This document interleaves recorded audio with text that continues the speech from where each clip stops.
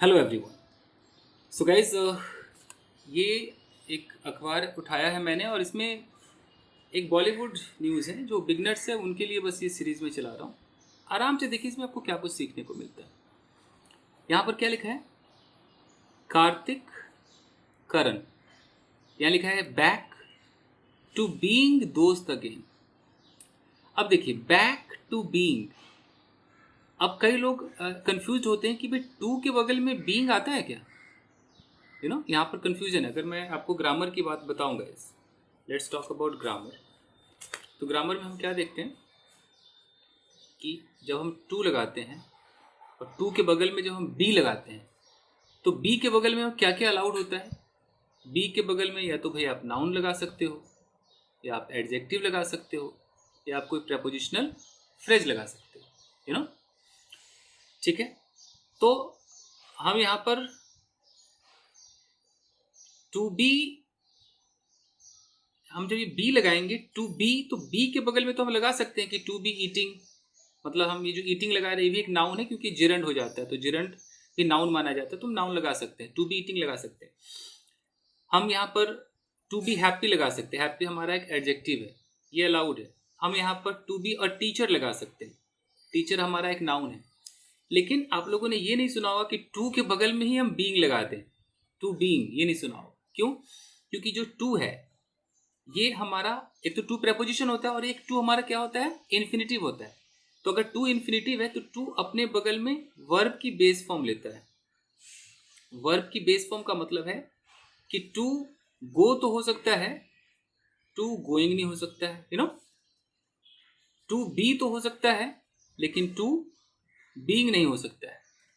तो इस हिसाब से कई लोगों को ये गलत लग रहा होगा कि अरे यार टू के बगल में बीइंग, बैक टू बीइंग दोस्त, तो उस हिसाब से गलत है। लेकिन एक चीज मैं आपको समझा दूं कि ये जो टू है, मैं लिख देता हूं कि जब जब टू एक प्रेपोजिशन होता है, एक प्रेपोजिशन होता है, प्रेपोजिशन होता है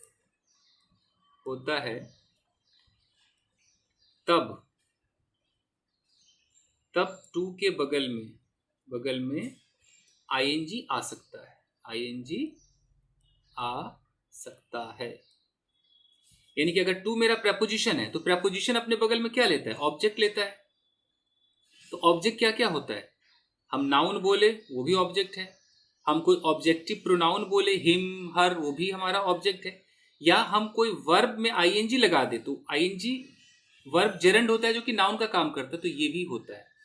तो इसलिए यहां पर ये सही है कि जो कार्तिक और करण है बैक टू, यहाँ टू एक इन्फिनिटिव नहीं, ये प्रेपोजिशन है। जैसे back to Noida, back to Delhi, वैसे ही back to what, back to being दोस्त। ये जो आपका है बीइंग दोस्त, दोस्त होना, तो दोस्त होने, ये दोस्त होना मान लो, इसको एक लोकेशन मान लो।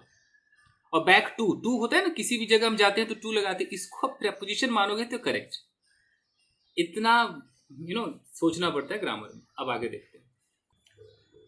अब यहां से देखते हैं, actor Kartik Aaryan and film maker Karan Johar are back to making headlines. यहां पे देखिए टू के बाद आईएनजी आपको दिखाई दे रहा है, तो ये जो टू है ये इन्फिनेटिव नहीं है, प्रेपोजिशन है। प्रेपोजिशन के बगल में हम लगा सकते हैं, अलाउड है।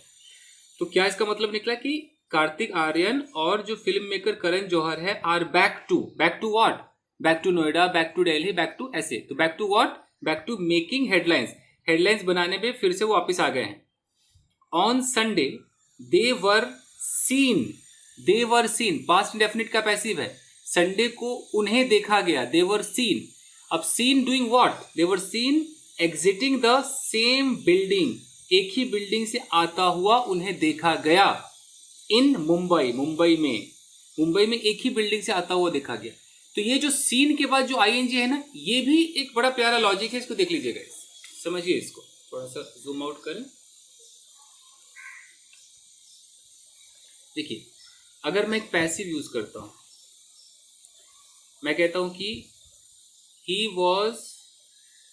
वॉज सीन, इसका मतलब उसे देखा गया। ही वॉज सीन मतलब उसे देखा गया। ओके, अब इस सीन के बाद मैं यहां पे लगाऊंगा वर्ब में ING, इसका मतलब कि उसे कोई काम करता हुआ देखा गया। अगर मैं कह दूं कि he was seen eating, इसका मतलब उसे खाता हुआ देखा गया। He was seen drinking, उसे ड्रिंक करता हुआ देखा गया।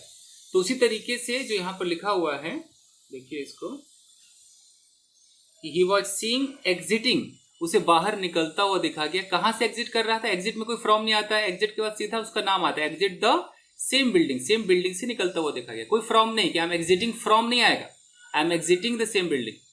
कहां पे देखा गया? मुंबई में। फिर लिखा हुआ है which has led to speculation. अब लेड टू स्पेकुलेशन का मतलब क्या है? विच मतलब ये एक्टिविटी, उनका जो एग्जिटिंग जो है सेम बिल्डिंग से, इसके लिए यहां पर विच आया है। विच एक रिलेटिव प्रोनाउन है, ये किसको डिफाइन कर रहा है? इस एग्जिटिंग को दिखा रहा है कि उनका जो बाहर निकलना जो है सेम बिल्डिंग से हैज लेड टू स्पेकुलेशन। अब लेड टू क्या होता है वो भी देख लीजिए। देखिए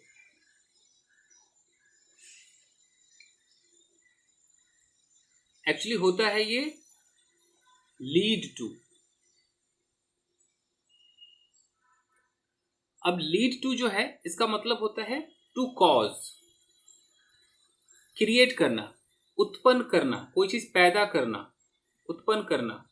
जैसे मैं बोलूं कि तुम्हारी जो एक्टिविटी है, your activity can lead to a family drama. तो इसका मतलब है कि तुम्हारी जो एक्टिविटी है वो एक फैमिली ड्रामा को क्रिएट कर देगी। तो एक क्रिएट करना होता है इसका मतलब, एक लीड टू का मतलब होता है कहीं पर ले जाना। जैसे your bad activity can lead you to jail, ये तुम्हें जेल पहुंचा सकती है, जेल ले जा सकती है। तो लीड का मतलब या तो कोई चीज उत्पन्न कर देना, पैदा कर देना, या कहीं ले जाना। तो अगर मैं कहता हूं कि यहां पर उसमें लिखा था कि विच लेड टू स्पेकुलेशन, तो लीड का सेकेंड फॉर्म लेड हुआ, तो जिसने पैदा कर दिया, जिसने कॉज कर दिया। स्पेकुलेशन मतलब अंदाजा लगाने, यानी कि अंदाजा लगाने को क्रिएट कर दिया। उनका एक साथ बाहर निकलना क्या क्रिएट कर दिया? अंदाजा लगाना क्रिएट कर दिया। Which has led to speculation. अब किस बारे में अंदाजा लगा रहे हैं ये लोग? About whether they had a meeting, इस बारे में कि क्या उन्होंने एक मीटिंग रखी थी। एंड रिकनसाइल्ड, और क्या वो लोग एकजुट हो गए। रिकनसाइल्ड का मतलब होता है कि फिर से आप एक हो गए। दो लोग जो दोस्ती तोड़कर बैठे तो फिर से दोस्त बन गए, रिकनसाइल हो गए। तो इस बारे में लोग अंदाजा लगा रहे। After their reported fall out, fall out का मतलब होता है झगड़ा। रिपोर्टेड का मतलब कि सारी दुनिया को पता चल गया कि उनका झगड़ा हो गया था। तो इस झगड़ा के बाद अब दोबारा उन्होंने मीटिंग की, वो रिकनसाइल हो गए, ऐसा अंदाजा लगाना पैदा हो गया है। अंदाजा कब लगा? जब दोनों को एक ही बिल्डिंग से एग्जिट करते हुए देखा गया। क्लियर है? Fall out that resulted in the halt of the production of दोस्ताना 2 years ago। अब देखिए यहां पर क्या लिखा हुआ है। After their reported fall out, उनके इस झगड़े के बाद लोगों ने अंदाजा लगा लिया ऐसे ऐसे। अच्छा, झगड़े के बाद लिखा हुआ कि दैट रिजल्टेड, दैट मतलब क्या? ये दैट क्या है? रिलेटिव प्रोनाउन है। किसके बारे में बता रहा है? फॉल आउट के बारे में बता रहा है। ये झगड़ा, ये जो फॉल आउट है, रिजल्टेड इन द हॉल्ट का मतलब होता है रुकावट। रिजल्ट इनका मतलब होता है कि ऐसा रिजल्ट दिखाना, ऐसा अंत होना। तो इनके झगड़े के कारण क्या रिजल्ट हुआ? रुक गया, हॉल्ट हो गया। क्या हॉल्ट हो गया? प्रोडक्शन ऑफ दोस्ताना 2 जो 2 साल पहले बन रहा होगा उसका प्रोडक्शन रुक गया इनकी झगड़ा की वजह से। तो रिजल्ट इन भी मैं आपको सिखा देता हूं, काम आएगा गाइस, देख लीजिए।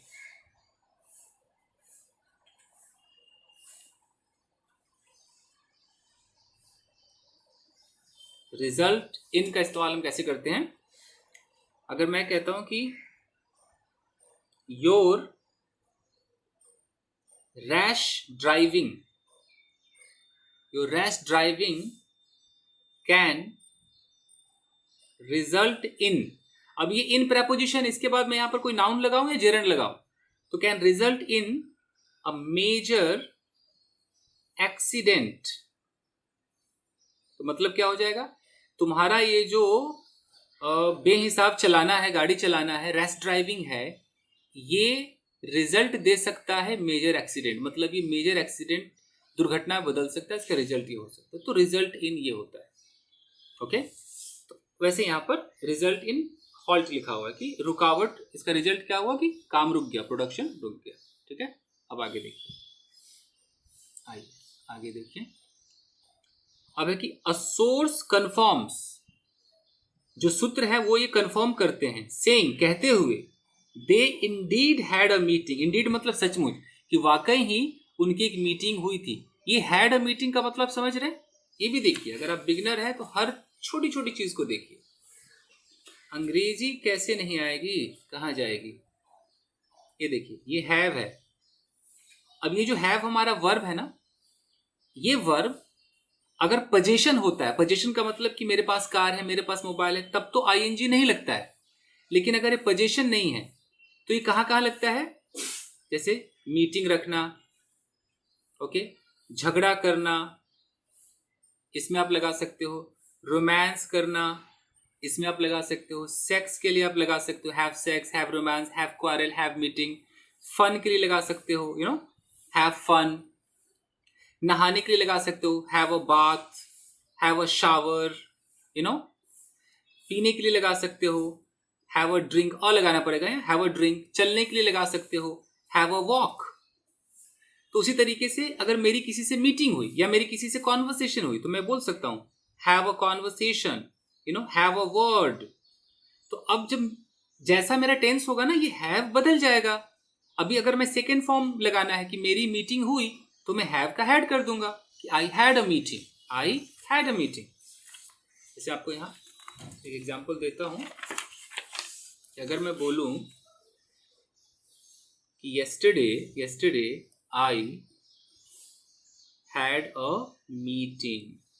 I had a meeting. Yesterday I had a meeting with my friend. तो इसका मतलब क्या हो गया? ये पोजीशन नहीं कि मेरे पास मीटिंग थी, ऐसा नहीं है। इसका मतलब है कल मेरी मीटिंग हुई दोस्त के साथ। उसी तरीके से अगर कल मैंने नाश्ता किया, मैं वो भी कह सकता हूं yesterday I had breakfast. समझ में आ रहा है? तो ऐसे छोटी छोटी चीजें पढ़ते रहिए। चल आगे बढ़ते हैं। ठीक है, तो कहां तक पहुंचे? हैड अ मीटिंग, उनकी मीटिंग हुई। आफ्टर लॉन्ग टाइम, बहुत समय बाद। And are ready to move, are मतलब दे आर रेडी, वो तैयार हैं। ये टू मूव इन्फिनिटिव है, क्यों तैयार है? पर्पस क्या है? टू मूव, मूव होने के लिए। On, move on, move on का मतलब तो आगे बढ़ जाओ, पुरानी बातें भूल जाओ। तो move on from the things that are being projected about their relationship. यहां पर पैसिव देख लीजिए, उन चीजों से मूव होने के लिए तैयार हैं। दैट आर, देखो दैट के बाद यहां आर लगा हुआ है। अभी क्या होता है, जब आप बचपन में अंग्रेजी सीखते हो तो थोड़ी हंसी भी आती है मुझे। तो होता क्या है कि आपको बचपन में यही सिखाया जाता है ना, दैट सिंगल है, दैट के साथ बेटा इज लगेगा, पास्ट में वॉज लगेगा। अभी आप यहां क्या कर रहे हो, दैट के बगल में आर देख रहे हो, दिमाग तो आधा हिल जाता है कि ये क्या है। तो ये दैट यहां पर एक रिलेटिव प्रोनाउन है, रिलेटिव प्रोनाउन। और रिलेटिव प्रोनाउन के साथ आर लगेगा कि इज लगेगा, इसका फैसला एंटीसीडेंट करता है। जैसे मैं बोलूं कि जैसे मैंने बोला कि they are the same books, they are the same books, बहुत सारे वहां पर किताबें हैं, मैं दोज भी लगा सकता हूं, दे भी बोल सकता हूं। They are the same books, जो महंगे हैं। अब मैंने उनको दैट करके बोला जो, मैं चाहूं तो यहां विच भी बोल सकता हूं, लेकिन जब सेम आ जाता है तो मैं दैट लगाना पड़ता है। तो they are the same books that, अब जो महंगे हैं, तो अब मैं यहां दैट के बगल में इज लगाऊं कि आर लगाऊं, ये मुझे इसको देखना पड़ेगा, बुक्स को। ये एंटीसीडेंट है मेरा।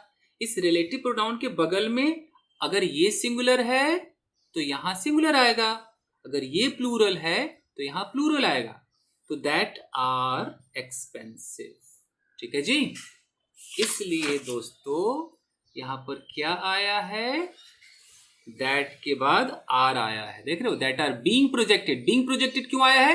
प्रेजेंट कंटिन्यूअस का पैसिव है कि उसको प्रोजेक्ट किया जा रहा है अबाउट देयर रिलेशनशिप, उनके रिलेशनशिप के बारे में ये सारी चीजें प्रोजेक्ट हो रही हैं। उनसे बाहर निकलो भाई। It was an hour long meeting. कैसी मीटिंग थी? 1 घंटे लंबी मीटिंग थी with lots of executives, with lots of executives. अब बहुत सारे एग्जीक्यूटिव्स के साथ। अब ये एग्जीक्यूटिव्स क्या है? एग्जीक्यूटिव्स तो ऐसे भी बहुत कुछ लोग होते हैं जो काम करते हैं, वो भी एग्जीक्यूटिव्स होते हैं। या इन्होंने बहुत कुछ एग्जीक्यूट किया होगा मीटिंग में, कुछ बातें बाहर लाई होंगी, उसको भी एग्जीक्यूटिव कह सकते हैं। But it is not yet clear, लेकिन अभी भी ये क्लियर नहीं है if they are working together और नॉट। अब जब एक्चुअली वैसे तो प्योर ग्रामर कहता है कि अगर आपको और नॉट लगाना है तो इफ की जगह वेदर लगाओ। मैं थोड़ा आपको समझा दूं, न्यूज़पेपर वाले अंग्रेजी जानते हैं, अच्छा जानते हैं, मैं ब्लेम नहीं कर रहा हूं, बट एक बात बता रहा हूं कि जो अगर कोई ग्रामर का टेस्ट हो रहा होता है ना, तो वेदर को तो अलाउड है कि वेदर और नॉट लगाना अलाउड है, लेकिन इफ को अलाउड नहीं है। इफ के साथ और नॉट नहीं आता है तो ग्रामर ये गलत मान। बट न्यूज़पेपर में लिखा है, मैं क्या ही बोलूं। तो अगर मैं कहता हूं कि आई एम नॉट सर्टेन, मैं बिल्कुल भी निश्चित नहीं हूं, सर्टेन नहीं हूं कि वो आएगा कि नहीं आएगा, तो आई एम नॉट सर्टेन। अब मैं यहां पर वेदर लगाता हूं, तो वेदर ही विल कम और नॉट, यहां मैं आराम से नॉट लगा सकता हूं। लेकिन अगर मुझे इफ लगाना होगा, आई एम नॉट सर्टेन, अब मैंने इफ लगा दिया, इफ ही विल कम, तो यहां मैं और नॉट नहीं लगा सकता हूं, मैं इफ लगा सकता हूं। इफ और वेदर सेम काम करते हैं, लेकिन और नॉट वेदर को मिला हुआ है, इफ को नहीं मिला हुआ है। समझ रहे मेरी बात? ओके। मैं किसी न्यूज वाले को, मैं किसी को ब्लेम क्यों करूंगा, मैं आपको बात बता रहा हूं जो चलता है, फैक्ट है। ओके, चलिए, जैसे अगर मैं बोलता हूं कि मुझे नहीं पता वो मेरी हेल्प करेगा कि नहीं करेगा, अगर मुझे इफ लगाना है तो मैं बोलूंगा मुझे नहीं पता, I don't know whether he will help me और नॉट, मैं लगा सकता हूं। लेकिन अगर मुझे इफ लगाना है तो मैं बोलूंगा कि I don't know if he will help me, if he will help me. समझ रहा है? ये है गाइस। मैं आपको अखबार जब पढ़ाता हूं तो मेरा फर्ज, मैं इसीलिए ये सीरीज चला रहा हूं कि एक एक सेंटेंस को तोड़ करके बताऊं कि कहना क्या चाह रहा है ये। तो अगर आप गवर्नमेंट जॉब की तैयारी कर रहे हैं तो इफ वाले में और नॉट नहीं आता है। अब देखिए, आगे देखिए क्या कह रहा है। Kartik left the office, Kartik ने अपना ऑफिस, मतलब ऑफिस से निकल गया, ऑफिस छोड़ दिया। कब छोड़ा? 1 hour after Karan left the office, जब करण ने ऑफिस छोड़ा उसके 1 घंटे बाद। Left the office 1 hour after Karan left premises, जब करण प्रीमाइसेस से निकला उसके 1 घंटे बाद वो निकला। They are being very secretive about the details of the meeting inside. अब देखो, they are being very secretive, ये बीइंग आप समझ रहे हो? ये स्पोकन में तो खैर बहुत यूज होता है। ये बीइंग क्या है ये भी देख लीजिए थोड़ा सा। देखिए, अगर मैं कहता हूं कि दे आर बीइंग, अब बीइंग के बाद कुछ वर्ड्स हम लगाते हैं। जैसे मैं कहूं कि they are being rude, they are being mean, they are being harsh या हार्ड। इसका मतलब कि वो ऐसे है नहीं, ऐसा बिहेव कर रहे हैं, ऐसा बनने की कोशिश कर रहे हैं। तो हम किसी को बोलते हैं ना कि you are being so rude today, तो यू आर बीइंग रूड का मतलब कि तुम रूड हो नहीं, बट रूड बन रहे हो, इस पर्सनालिटी को तुम ऐसा दिखा रहे हो, तो ऐसा तुम बन रहे हो। तो उस सेंस में यहां यूज किया गया है बीइंग का। कैसे? देख लीजिए, यहां लिखा हुआ है कि they are being very secretive about the details of the meeting inside. अंदर जो मीटिंग हुई उसकी डिटेल के बारे में बड़े सिक्रेटिव बन रहे हैं, मतलब एकदम छुपा रहे हैं, कुछ बता नहीं रहे। अनदर इनसाइडर, दूसरा जो अंदर का व्यक्ति है, दो happy about this new development does not think that Karthik and Karan are ready to work with each other after whatever happened last time। अब इसका क्या मतलब है? Another insider, एक और जो अंदर वाला व्यक्ति है, लिखा है कि दो हैप्पी, दो हैप्पी का मतलब कि हालांकि खुश है वो, दो happy about this new development, ये जो नई चीज हो रही है इसके लिए खुश है। फिर यहाँ पर एक कॉमा लगा है, इस कॉमा को हम येट मानेंगे, हम मानेंगे कि फिर भी डज नॉट थिंक, ऐसा सोचता नहीं है, that Kartik and Karan are ready, कि दोनों तैयार हैं to work with each other, एक दूसरे के साथ काम करने के लिए। खुश है कि चलो साथ आ गए, तो उसको लगता है कि नहीं यार ये तैयार नहीं है। तो जो दो है उसको भी देख लीजिए, थोड़ा सा एक एक पॉइंट को देखिए, टाइम लगे तो लगे। देखिए दो एक कनेक्टर है।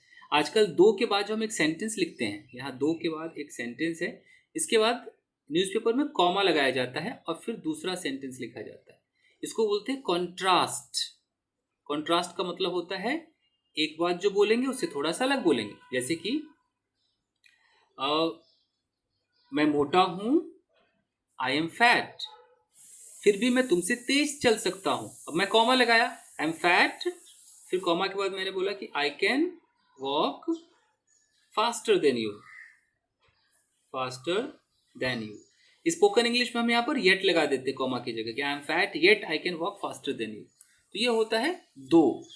तो हाँ, दो में लगाना भूल गया, तो दो लगाइए यहाँ पर, यहाँ लगाइए दो, कि दो I am fat I can run faster, I can walk faster than you. जैसे कि मैं बोलूँ कि यार वो अमीर है, दो ही इज रिच, पहले हम दो बोलेंगे कि वो अमीर है, comma he doesn't wear expensive cloth, वो अमीर है फिर भी वो एक्सपेंसिव कपड़े नहीं पहनता है। समझ गए? चलिए इसको खत्म करते हैं, टाइम ज्यादा हो रहा है। ठीक है, ये हो गया। अब है कि हाउएवर, हाउएवर का मतलब वो तो ठीक है, फिर भी ओनली टाइम विल टेल, सिर्फ समय बताएगा, if things are being worked upon. अब सिर्फ समय बताएगा कि things are being worked. Being worked का मतलब है कि जो चीजें हैं वो, वर्क अपॉन का मतलब हो कि वो सही हो रही हैं चीजें, काम, मतलब समझ ही रहे हैं ना इसका, मैं इसकी हिंदी क्या बताऊं। ओनली टाइम विल टेल, सिर्फ समय बताएगा, इफ मतलब कि ऐसा हो रहा है कि नहीं हो रहा है। If things are being worked upon, चीजों पर काम हो रहा है सही से कि नहीं, वो तो समय बताएगा। फैंस गॉट एक्साइटेड टू, जो फैंस है वो बड़े एक्साइटेड हो गए। When is the big announcement, कब है बिग अनाउंसमेंट, सब क्वेश्चन मार्क लगा हुआ, कब है भाई बताओ, कब दोनों काम कर रहे हैं। दोस्ताना टू क्वेश्चन मार्क, क्या आ रहा है।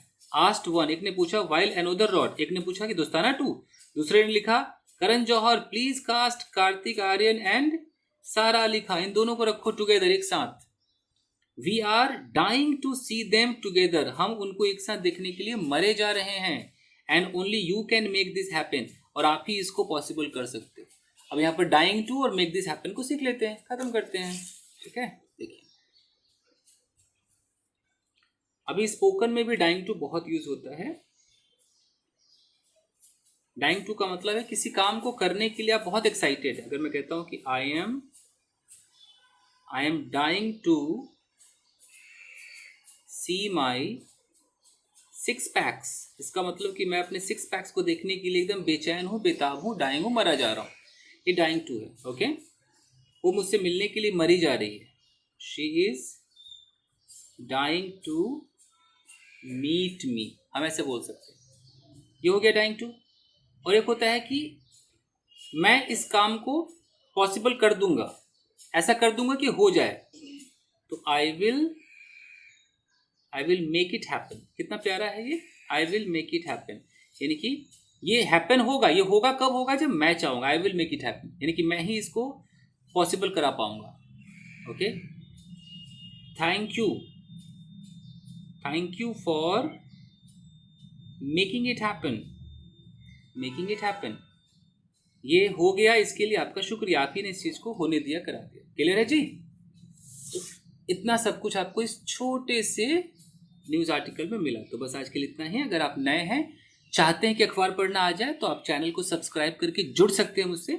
पुराने हैं तो आपको पता ही है कि मैं कैसे पढ़ाता हूँ, आप लाइक करें और जुड़े रहें। थैंक यू गाइस, मिलते हैं अगले एपिसोड में। Thank you.